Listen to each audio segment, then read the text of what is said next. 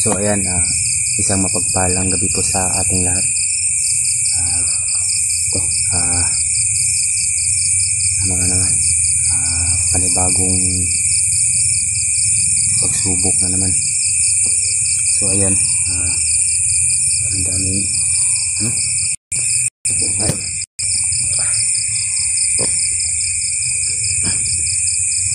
so ayan, isang mapagpalang araw po sa ating lahat. Ito po, kakatawid lang po namin ngayon dito sa ilog. At hindi po kami nakakalayo sa mga kabahayan. May mga kabahayan po kami nadaanan. Naabutan po kami ng gabi. May misteryosong tao. So ayan o, tawa ng Panginoon, hanap din ng paraan sa mga hinihingi nila na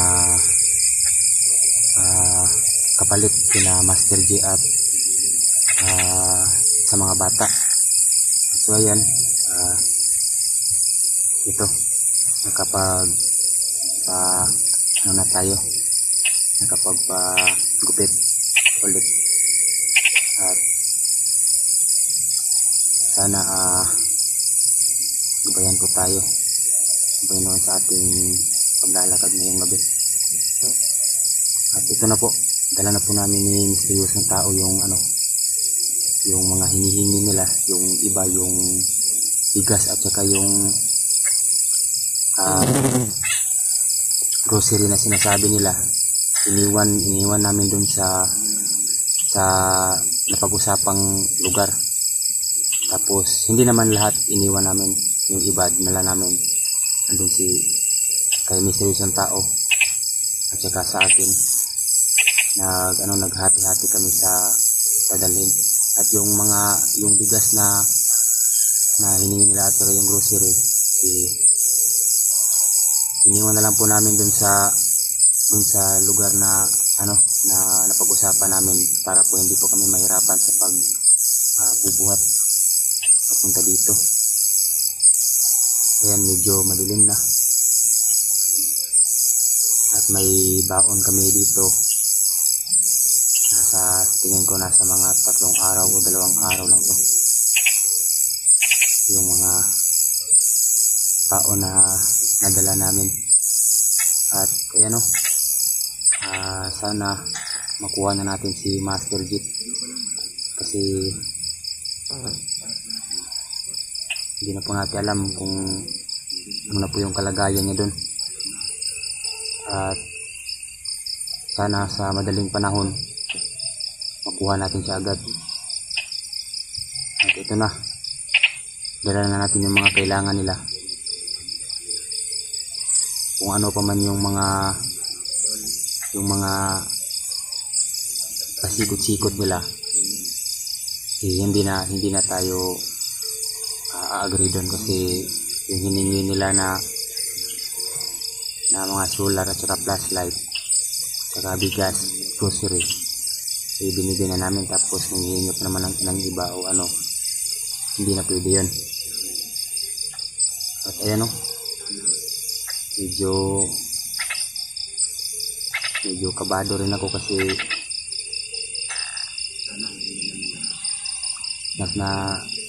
iba kasi yung pumapasok sa isip ko, mga idol. At sana hindi magkatotoo, kasi alam naman natin na napakalaking tulong po ni Master J sa amin at sa mga nangangailangan pa. At ayan, gagawin po namin lahat para makuha po natin si Master J ng ligtas. So ayan, dito na lang po kami nakapag-video, kasi po para madali kaming makarating dito. So ang punteriya talaga namin, makarating agad dun sa nila, sa mismong kuta na nila, o makapasok sa boundary. Pero ayan, medyo madilim na rin kaming hapon na po rin kaming nakaalis din sa bahay, kaya nabutan kami ng dilim. At ngayon dito kami sa tabing sapa. Proceed kami dun sa kasi may kubo dun sa unahan na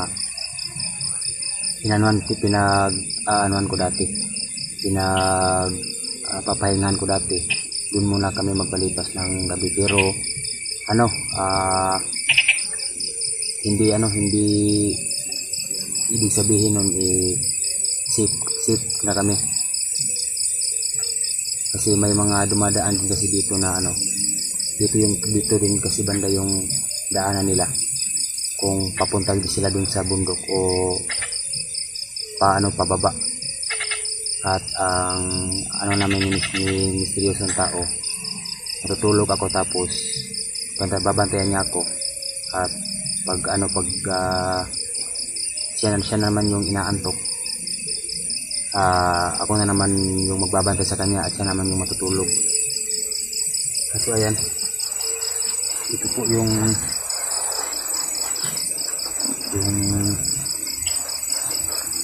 dala namin.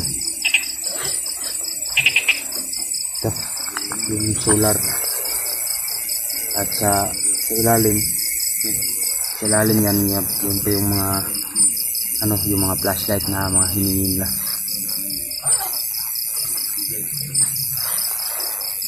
At sana sa susunod na araw o baka bukas makausap natin sila ulit.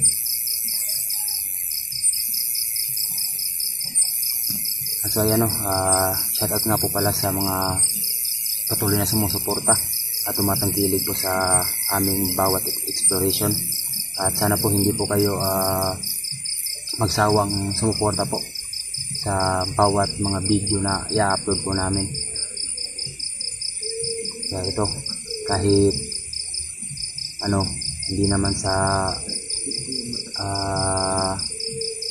medyo may kaanuhan tayo, pero may iniinda pa rin na na kunting sakit, pero isang kembot lang naman, kaya naman salve yan. Kasi buhay ng kaibigan at mga bata yung nakasalalay dito, kaya hindi tayo pwedeng mapagod. At dapat kailangan natin tiisin kung ano yung mga niraramdam ng katawan natin. At sa mga kasamahan din namin na nagpaplanong mag-proceed dito sa aming sa pag-rescue kay Master J. Mabuti po kung may makarating, at mabuti din naman kung kung walang makarating, kasi din kasi may iba din kasi kaming mga mga alituntunin, kaya yung iba medyo tagilid at hindi makasama sa explore o sa pag-rescue kay Master J.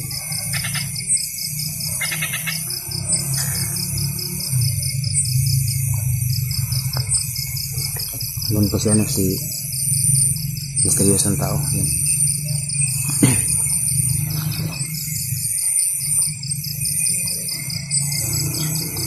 So ayan, buti na lang nakapagpa-ahi tayo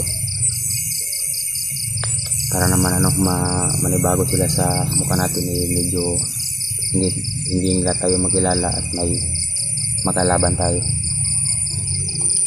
Yan.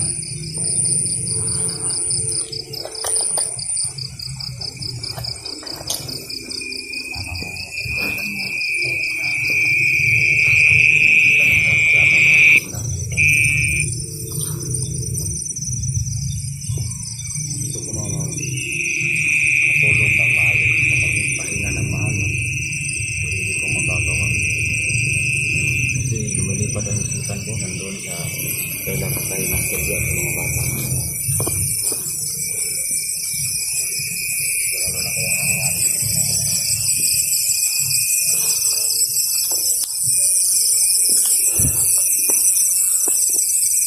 So ayan, prepare po muna tayo kasi hindi natin alam yung yung bawat oras kung ano yung mga mangyayari.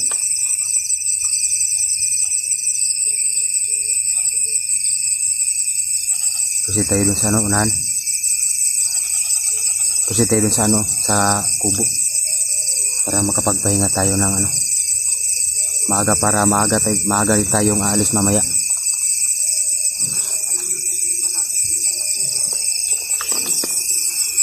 Yeah. Dito medyo kampante pa na makagamit ng ilaw kasi hindi pa naman talaga to hindi pa talaga kami nakapasok dun sa boundary nila. Kung nasa baba pa kami. So yan, ito po yung mga daanan nila. Hindi po masyadong kita pero dito yan, kung makikita nyo po yan mga daanan yan.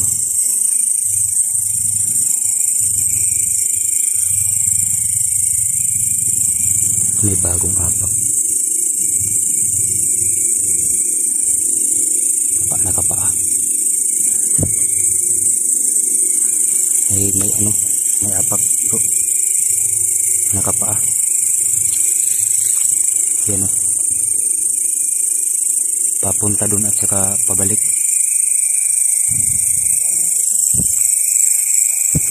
Yun, nandun dito siya sa dun tayo sa kubo kasi high ground dun. Hindi natin pwedeng yung tapak nila kasi baka pag nakita nila na may ibang apak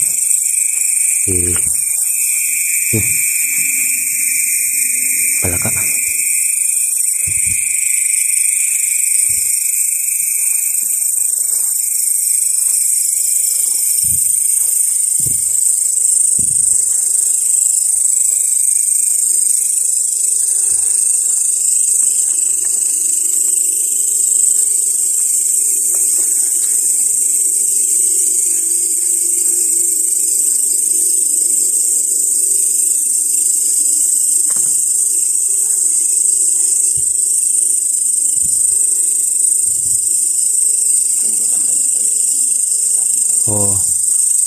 Dito sa high ground.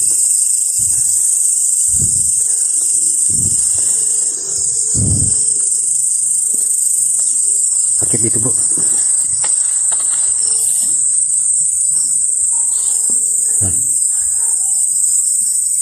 Dito po ako